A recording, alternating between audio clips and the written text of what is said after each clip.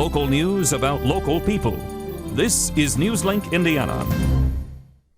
Hello and thanks for joining us on newslinkindiana.com for Thursday, February 9th, 2006. I'm Abby Walton.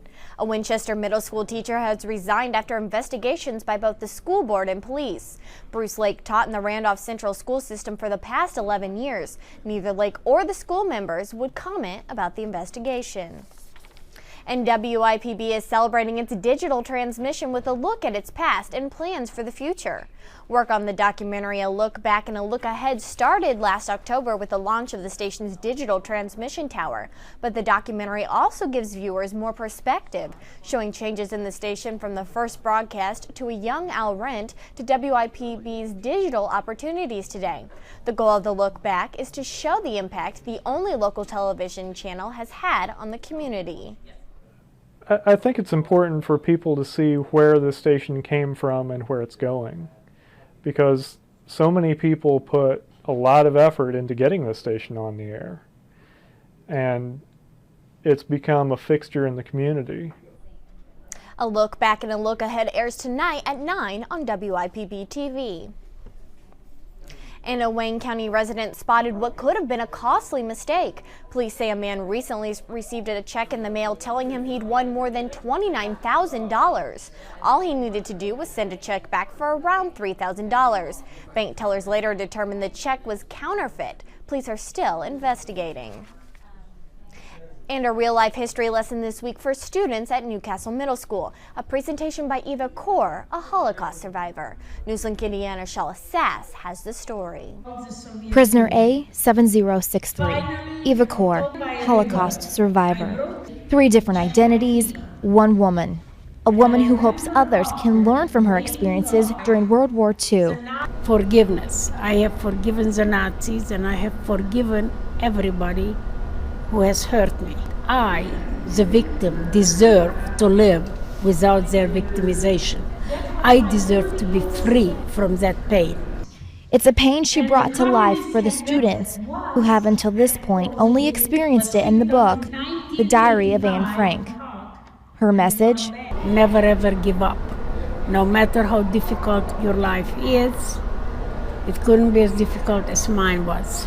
I still get a kick out of going to Germany, and I tell them, oh, you know, it's always fun coming here. 62 years ago, you would have arrested me and thrown me into a camp. Oh, come to think of it, you did that. Kaur's speech put everything into perspective for students. Just look inside yourself and find that strength, and she faced the worst and found it, so gym class should not be a problem. After the presentation, these students waited in line to meet and greet Eva for her book signing. And she left the students with just one request. To go up to their parents and give them an extra hug and an extra kiss for all of us children who survived the camps and who had no one to hug and kiss. In Newcastle, Shala Sass, Newslink. More than 1,100 students attended Kaur's presentation. And Anderson University will help some high school students get a head start on their college education. The team is teaming up with the Charles A. Tindley Accelerated School in Indianapolis to start a program that would help students earn 2 years of college credit before they graduate from high school. The program is expected to start in 2007. One town is offering new hope for low-income families. Dunkirk received a $180,000 grant this week through Pathfinder Services and the Indiana Housing and Development Community Authority. The money will build 4 new homes in Dunkirk's Quincy Place addition for families in need of financial assistance. This housing addition will definitely help low-income families in the area, and we have a lot of comparatively low-income families around the Jay County area. For more information on the new housing project, call the Community Connection Office at 1-800-310-9510. And now here's Joe Thomas with a look at our forecast. And Joe, it is just downright cold outside. It is cold, but hey, those are temperatures that we would expect in February. So it is very typical for this time of year. It is cold outside, and those conditions are going to continue throughout the weekend and even get a bit worse. So as we take a look at tonight's weather notes, we are going to expect a slight dip in temperatures coming soon, starting this weekend. I'll tell you about that in just a second. Flurries off and on tomorrow. Other than that, conditions will remain mostly cloudy, and we do have a snowy weekend ahead. I'll tell you just how much we're expecting in the 5-day forecast. So we're going to start off by taking a look at our surface map this evening. You can see as the jet stream appears here, we are on the border of warm and cold air, so that's why those temperatures are about average for this time of year right now. As we get on into the weekend, that jet stream is going to kind of level out, give a more zonal flow, and then dip down, giving us a deep trough into the later part of the weekend. Sunday evening and into Monday, conditions are going to be just downright cold. So enjoy that warm weather tomorrow, or at least decently warm weather, before this actual cold trough gets in here. Lows tonight, very average for this time of year, 25 throughout most of east central Indiana, low of 24 in Richmond. So once again, very average for this time of year, nothing unusual about that. Thanks to this high pressure system, we did have a sunny, or at least partly sunny day today, and that condition will continue throughout the overnight tonight and into most of tomorrow. With this system here, the low pressure system to our south, we are expecting some flurries and some significant accumulations into Saturday morning, around an inch or two of snow for most of east central Indiana. So taking a look at our precision cast, you can see the snow flurries do start to pop up tomorrow afternoon and into tomorrow morning. Most of those 2 to 4 inch snow throughout east central Indiana will start on Saturday morning. 34 degrees will be the high tomorrow throughout most of east central Indiana. 35 in Newcastle and Richmond. We'll get a little bit warmer as we make our way south through east central Indiana.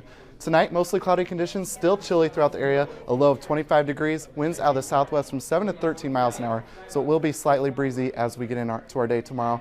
For tonight. Winds out of the west-southwest from 9 to 15 tomorrow. Those winds will continue. High of 34 degrees, mostly cloudy conditions. Flurries off and on throughout the morning. A nice break in the afternoon with partly cloudy conditions, and then again in the evening. So we're starting off the weekend nicely, some flurries, and then that system will move in, bringing us some moderate snow showers on Saturday. Possibility from 1 to about 2.5 inches of snow of accumulation into Saturday evening and Sunday. Monday and Tuesday, conditions are going to improve a little bit. The snow is going to come back out. The sun is going to come back out. Conditions, temperatures are going to start to warm back up slightly. We are still in February, of course. That is true. I guess we have been spoiled for the past month and a half. January definitely spoiled us. It's back to the reality of winter. All right. Thanks, Joe. And it's a startling fact, more than 6,500 kids spanning 6 counties in east central Indiana live with their grandparents. Newslink Indiana's Rachel Zdib tells you how these non-traditional families cope.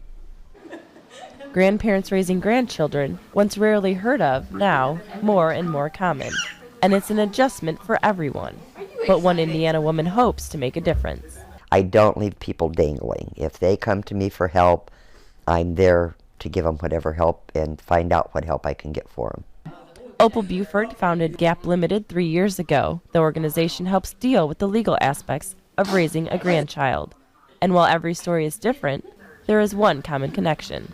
It has really hit me hard, but I'm just making it happen. Help is just a phone call away. We all have a purpose for being here, and this is my purpose, is to help grandparents and other relatives who are raising their grandchildren. In Indiana alone, in 2004, 179,000 children, like Carrington, were living with their grandparents. The hardest thing for Terry Gordon, the difference between being a grandmother and a parent. But she'll do anything for her grandbaby. That's really all kids want anyway, is just to be happy. A happiness that will always bring a smile to her granddaughter's face and her own. In Muncie, Rachel Zdib, Newslink, Indiana. For more information about grandparents raising grandchildren, log on to our website at newslinkindiana.com. And those are the headlines for East Central Indiana for Thursday, February 9th, 2006. Please join us again tomorrow for more local news about local people right here on newslinkindiana.com.